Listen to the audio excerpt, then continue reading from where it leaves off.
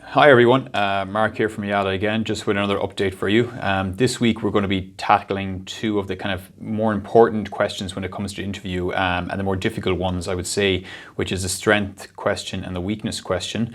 I find a lot of people over the years when I've asked them like, can you give me a strength and a weakness for the position? I've come back with an assortment of different ones, some good, some not so good, some quite vague and generic, others quite good and specific and with examples. So what I'm going to go through today really is just go into a bit more detail about each of the two questions and how to properly answer them. So number one is the strength question. When it comes to the strength question, I think a lot of people focus more on their overall general strengths and they forget to focus on the actual strengths for this position. You have to remember that you're going for a job, you're not going for every job, okay?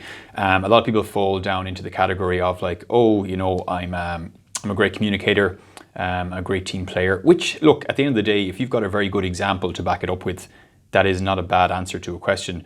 But I just think that like, if you're going for a job and you've got, this is your opportunity to sell yourself, because it is a sales pitch, you know, like you're selling yourself to them as in like why you're good for this role, then why not be a bit more tangible and pick something specific to the role that's in question, okay? So I mean, like it might be a situation where it is a management level role and they're looking for very strong management experience, then obviously, of course, you can say, I'm a great manager, I'm a great communicator or a great team player, and then you can give examples from your previous experience about how you've done a great job previously. That's okay.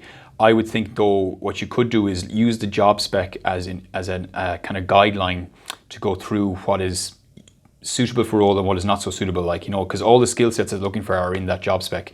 So if they're looking for great communication skills or being able to deal with tight deadlines or great organizational skills, or maybe in the actual technical element of it, like if it's I deal with a lot of engineering positions, so maybe in the engineering positions, they might go through things like some of the technical qualities they're looking for, like projects they've previously worked on. Maybe that's your strength really for this role. The strength question is really for you. It's normally asked near the end of the interview, and it's really just an opportunity for you to really kind of just state the claim that like, these are the reasons why I'm very good at this job. You don't need to come up with 3 or 4 different strengths. One is enough, as long as you back it up with a very good example, okay? So don't just say a strength and just say, I'm a great communicator, I get on well with others, and then that's it. You know, you need to back it up with a story from your previous experience about why you're good for that. Don't go with any of the Google search strengths. And that's the same for weakness as well, which we'll come on to, because they tend to be very generic. Go with something that you feel is very tangible, specifically for you and for the role you're going for. Because yeah, at the end of the day, you're selling to this position with this company, not to a job in general, if that makes sense. Number 2 is the weakness question. I think a lot more people have more difficulty with this one, I would say, because I suppose it's very difficult for someone to pick something and say that I'm not good at something, you know, to say it to people you don't know, that you're also trying to get over on your side and win them across because they're the ones deciding on if they want to give you the job or not. I think it's a great opportunity to really pick out the elephant in the room sometimes. Look, I mean, if you look at a job spec for a role and you run through it yourself, there are going to be things in that job spec that you have done very well and you have great experience in, and they could be good things for your strengths. There is going to be things in there though, whether it be software you've used or projects you've worked on, that you're just not going to have experience in. So why not just use that as an example to pick that elephant in the room and say, well, you know what, I don't have this, but I have done previous things and I've used this software or I've used these programs or I've worked on these similar projects before in the past, and really kind of sell that home. So I think with the weakness one, don't go down the path of being too vague, being too generic. Again, don't use the Google search answers. Pick something very, very tangible, maybe in the technical element of what you're looking for. You don't want to focus on the weakness question with something on the soft skills side. So if they're looking for a great team player, you don't want to say you're not a team player, you know, like that's something you don't want to go down. Or if they're looking for someone with great organizational skills, you don't want to say you're not organized, you know.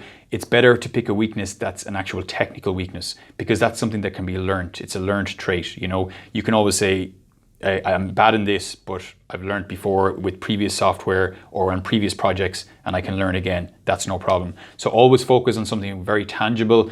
Pick the elephant in the room when it comes to a weakness, and it just comes across a lot better, you know. It really kind of sells at home. Look, no one's expecting someone to have everything in the job spec, you know. No one's perfect for a job. There's always going to be certain aspects of it they're not going to have 100%. And this is a perfect way of you getting across and putting your hand up to say, look, I don't have this, But what I do have is I have all this experience before that matches up quite well and will lead into me being very good at this once I get up to speed. And that's it, guys. Hope you found that useful. If you have any kind of queries on it, please drop me an email at mark@yala.ie or give us a call. We'll have plenty more videos coming out over the coming weeks. We're kind of doing a bit of a backlog of them at the moment, so we've kind of got a few on the way. Also some kind of funny ones that we're kind of working on too. So hope you enjoy them, hope you find them useful. Please like and comment in the bottom if you have any questions, and I'll speak to you soon. Bye.